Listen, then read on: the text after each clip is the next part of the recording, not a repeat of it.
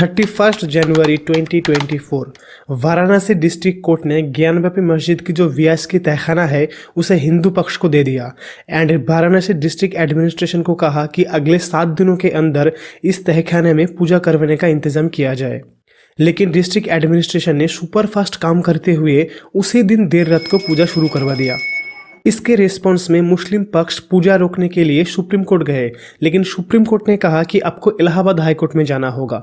और जब वो लोग इलाहाबाद हाई कोर्ट पहुंचे तब इलाहाबाद हाई कोर्ट ने पूजा पर तुरंत रोक लगाने से मना कर दिया एंड 6 फरवरी को अगले हियरिंग की डेट दिया।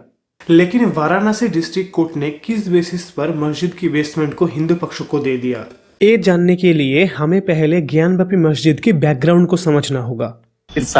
स्कंद पुराण की काशी खंड में काशी विश्वनाथ टेम्पल का जिक्र मिलता है। अकॉर्डिंग टू काशी खंड वाराणसी में 1099 टेम्पल थे, जिनमें से 513 टेम्पल स्पेसिफिकली शिव जी के लिए डिवोटेड है। इन्हीं 513 टेम्पल में से एक है काशी विश्वनाथ टेम्पल, जिसे 1194 में मोहम्मद घौरी की चीफ कमांडर कुतुबुद्दीन ऐबक ने तोड़ दिया था। फिर 1230 में मेन साइड से थोड़ी दूर अभिमुक्तेश्वर टेम्पल के पास इस मंदिर को दोबारा बनवाया गया, जिसे 1490 में सिकंदर लोधी ने फिर से तोड़ दिया। फिर 1585 में राजा टोडरमल ने इस मंदिर को फिर से बनवाया, जिसे 1669 में औरंगजेब ने तीसरी बार के लिए तोड़ा एंड ज्ञानव्यापी मस्जिद का निर्माण किया। अब औरंगजेब ने काशी टेम्पल को क्यों तोड़ा था, इसे लेकर हिस्टोरियंस के बीच मतभेद है, लेकिन सभी लोग इस चीज से एग्री करते हैं कि औरंगजेब ने मंदिर को तोड़ा जरूर था। हाउएवर 1742 में मराठा रूलर मल्हार राव होलकर ने मस्जिद को गिरा के मंदिर बनाने का प्लान बनाया, लेकिन अवध के नवाब ने ऐसा होने नहीं दिया। फिर 1780 में मल्हार राव की daughter in law Ahilyabai Holkar ने ज्ञानव्यापी मस्जिद के पास प्रेजेंट डे विश्वनाथ मंदिर को बनवाया। और 1835 में महाराजा रणजीत सिंह ने 1 टन सोना गिफ्ट किया मंदिर की गुम्बद पर प्लेटिंग करने के लिए। अब भले ही मंदिर को तोड़ के मस्जिद बना दिया गया था, लेकिन मस्जिद के पीछे श्रृंगार गौरी की पूजा कंटिन्यू रहता है। बट 6 दिसंबर 1992 में जब बाबरी मस्जिद को डिमोलिश कर दिया गया, तब देश के माहौल को देखते हुए तत्कालीन यूपी गवर्नमेंट ने ज्ञानव्यापी परिसर में पूजा पर रोक लगा दिया। बाबरी मस्जिद को डिमोलिश क्यों किया गया था, डिमोलिशन के पीछे कौन था एंड डिमोलिशन के बाद अब तक क्या क्या हुआ है, उन सब के बारे में मैंने इस वीडियो में डिटेल में बताया है। So you can check that video after this video. देश में बढ़ रहे कम्युनल टेंशन को देखते हुए 1991 में यूनियन गवर्नमेंट ऑफ इंडिया ने प्लेसेस ऑफ वर्शिप एक्ट को इंट्रोड्यूस किया, जिसमें कहा गया था देश में जितने भी धार्मिक स्थल है वो 15 अगस्त 1947 में जिस साल में था आगे भी वैसे ही रहेगा। यानी अगर 1947 में किसी जगह पर नमाज पढ़ी जा रही थी, आगे भी उस जगह पर नमाज ही पढ़ी जाएगी। उस जगह की रिलीजियस कैरेक्टर को चेंज नहीं किया जा सकता है। हालांकि इस एक्ट में राम जन्मभूमि एंड बाबरी मस्जिद विवाद को छूट दी गई थी। एक तरफ प्लेसेस ऑफ वर्शिप एक्ट को इंट्रोड्यूस किया जाता है, दूसरी तरफ उसी साल ज्ञानव्यापी डिस्प्यूट पहली बार कोर्ट पहुंचती है।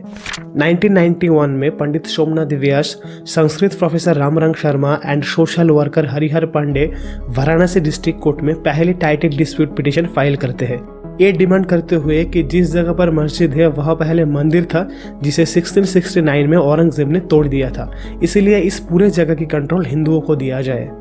इसके रिस्पॉन्स में 1998 में अंजुमन इंतजामिया मस्जिद इलाहाबाद हाई कोर्ट पहुंचती है, ये तर्क देते हुए कि इस डिस्प्यूट को कोर्ट में सॉल्व नहीं किया जा सकता है, क्योंकि ऐसा करना प्लेसेस ऑफ वर्शिप एक्ट का उल्लंघन होगा। जिसके बाद Allahabad high court lower court की प्रोसीडिंग पर स्टे लगा देता है। यहाँ से करीब 22 सालों तक एक केस पेंडिंग रहा।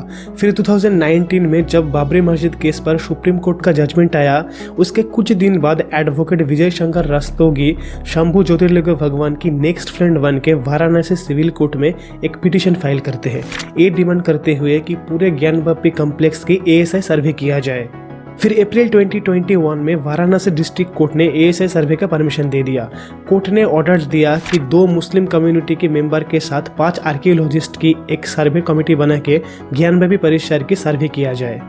इस वर्डिक्ट को अंजुमन इंतजामिया मस्जिद इलाहाबाद हाई कोर्ट में चैलेंज करते हैं, जिसके बाद इलाहाबाद हाई कोर्ट ने वाराणसी कोर्ट की सर्वे ऑर्डर पर स्टे लगा दिया।